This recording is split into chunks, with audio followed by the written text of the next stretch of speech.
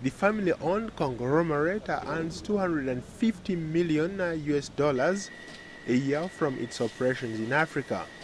It has factories in neighboring Uganda, Tanzania and Rwanda.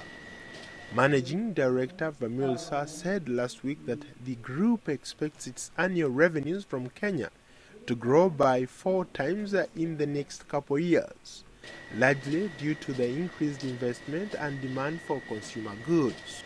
According to us, East Africa, if you look at all the figures, East Africa is going to become, today we are at 130 million people. It's going to be 400 to 500 million people by 2050, East Africa alone.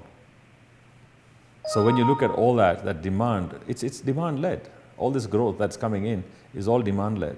Bidco, which makes a Kimbo vegetable fat, various margarines and soaps, will add staples like wheat, rice and sugar to its product range through investment. The growth plan may, however, be curbed by a lack of a suitable land to cultivate raw materials in Kenya. In neighboring Uganda, Bidco has only managed to plant 10,000 hectares of palm oil, of an initial target of 26,000 hectares.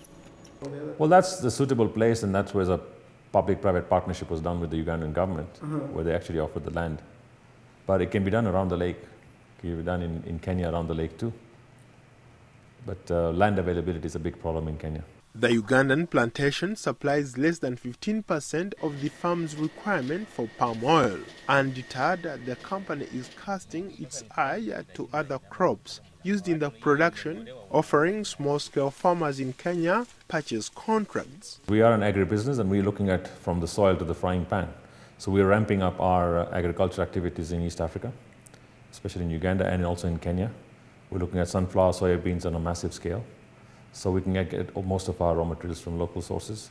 Sir reckons that the risks on the continent, like rampant youth unemployment, could be turned into an opportunity by African governments through training of young people. Perceptions about doing business in Africa are changing rapidly, perhaps due to a steady economic growth registered by most countries.